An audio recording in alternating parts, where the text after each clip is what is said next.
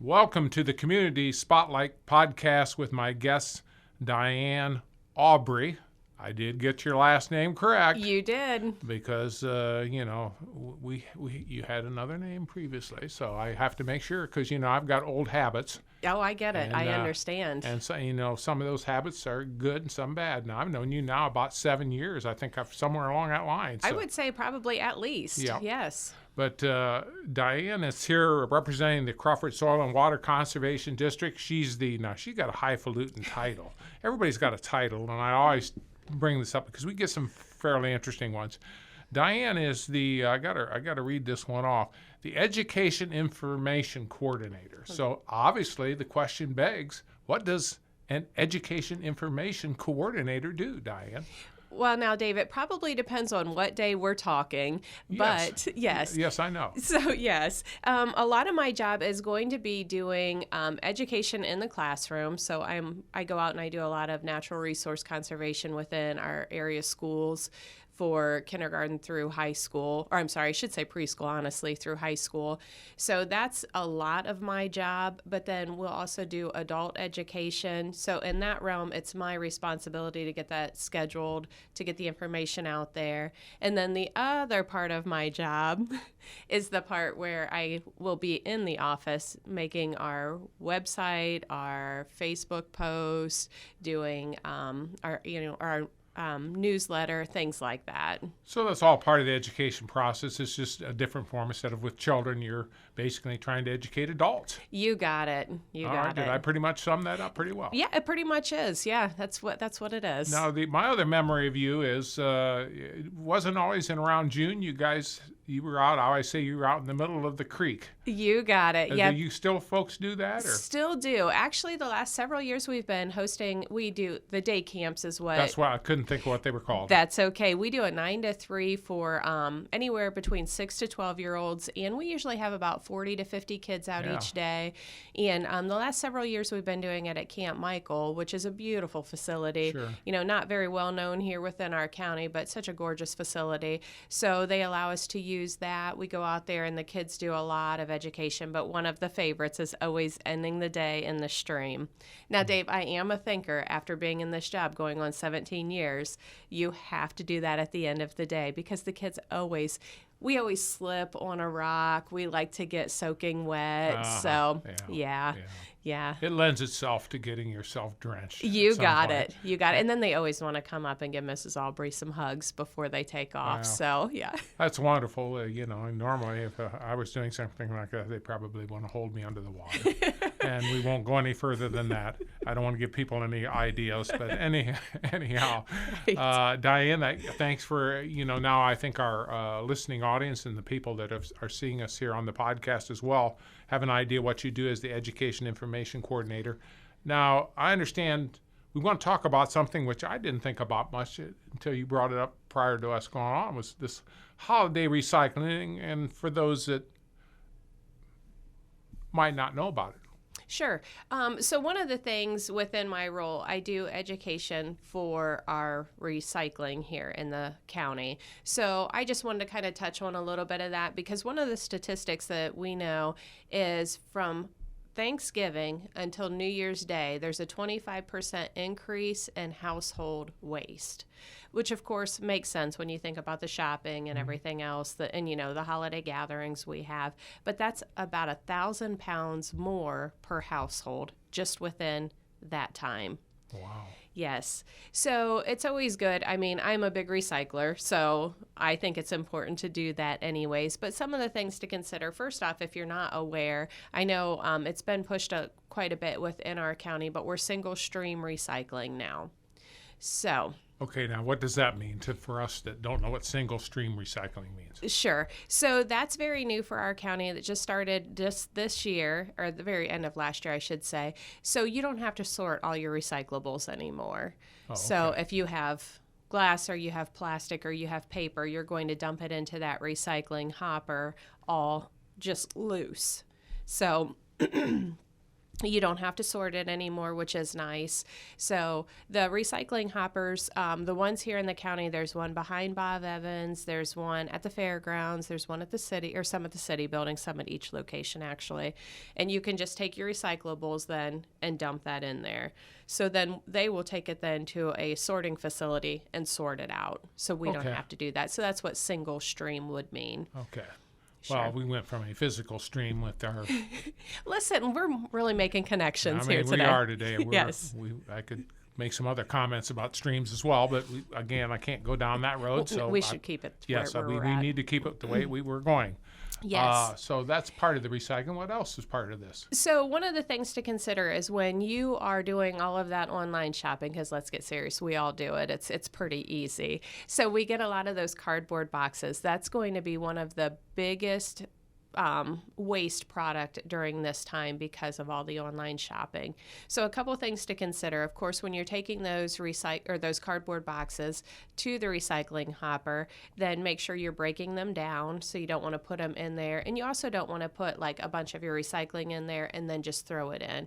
So you want to make sure everything is loose in there. Also, don't take like a bag of it. Don't put it in a trash bag and throw the whole trash bag in there. You want to make sure it's all loose. So go ahead and break those boxes down, or maybe consider keeping those boxes and using those to wrap other gifts in, so you're also going to be reusing them. So that's one thing to consider, is all that packaging material we're getting. Now, also when you're doing your online shopping, if you get bubble wrap or you get those little air-filled bags, okay, those cannot be recycled. So those just need to go in your regular garbage. So those aren't going to go into the recycling hopper. Another thing when we're out, because it is that time of year, if you haven't done it yet, Dave, you better get on it. You're going to have to get that wrapping paper all purchased. So, thank you for reminding me of another thing on the to-do list, right? You're welcome. When we go off air, I'll make you a whole list of things. Well, that's, please don't be so helpful. I'm sorry. Yeah, I know you're an education information coordinator, but sometimes for me, sometimes a little is enough, huh? Yeah, a little. Okay. Little goes a long way. I get it. But one of the things to consider when you are buying wrapping paper, you can look for wrapping paper that could be recycled instead of all of it going into the garbage stream. So what you're going to look for is things that, like the brown paper ones, those are all the rage right now anyways. So those are really good because they can be recycled anyways. And then another thing to consider too is nothing with glitter or really shiny stuff. That kind of stuff is not going to recycle well. Oh, well, we're learning things. Well, and I got to thinking about, what about the Christmas lights that never seem to work after so long? Unfortunately, those cannot be recycled. Okay. So maybe you got a handyman down the street, though, and he'd like to repurpose those. I don't know. Don't bring them to me. I'm not interested. Yeah, but I'm just saying, I know that there's places that do take electronic equipment and that sort of type of stuff. But absolutely, that's a different thing altogether than what we're talking about. Yep, correct. So those wouldn't go in that single stream. You'll have to find a different purpose, different location, or put those in the garbage. How has this worked so far along this? Or do people get, just be honest, do people get abusive with this? Well, that's unfortunately something that's historically been done in our county. And people will abuse the fact that, okay, the containers are there, but they put other things in that definitely aren't recyclable. Some of it might be, just lack of knowledge on what can be recycled. So a good thing to do is you can always look online and see what the county can offer, for what can be recycled if you're unsure, or ask the solid waste district. So those are things to do. Don't just take and put things in there. And of course, if the hoppers are full, don't put it all beside it. Yeah. That's just going to blow all over. And then these are already in public areas. We don't want our county to look, with garbage blowing everywhere. Right. There's several options within the county. I'm sure one of them would have space for you to put your recyclables in, so you can drive to another one. Well, there you go. Yes. So what we're really saying is you've got no excuse. You just got to hunt a little bit sometimes. Sometimes you might have to put a little more effort into it, but I will say I have not had to do that in some time. So, that's great. That's a great thing. It is. Yeah, and we personally will bring our recycling into town, about once a week, and I haven't had any issue with being able to, put ours in the bin without any issues. So, well, at least you're seeing it, so then you can kind of gauge. Because sure. when you're there and you're seeing that on. Now, anything else you want to bring us today? No, those are just some of the things I wanted to touch on because I know right now is a great time to start, getting your shopping going if you haven't already and making those purchases. And then, too, when you're having your family gatherings, remember, good time also to put out maybe even one of those cardboard boxes or another trash can recycling bin for just recyclables for those beverage cans, or bottles or, even packaging material that comes in from all of the gifts if you're having those holiday gatherings. So, well, Diane, I want to thank you for coming in. absolutely. It's always great to see you. Well, thank you, and I appreciate you coming in representing the Crawford Soil and Water Conservation District. Glad to see you again. I'm glad the great title, again, we go back to that great title of the Education Information Coordinator. Now we know that it's everything from the stream to the classroom to educating adults, young children, and now we've even got recycling. You got that. All right, that was the message I received today. And by the way, if you're listening out here on the podcast, you can always go back and re-listen to these again.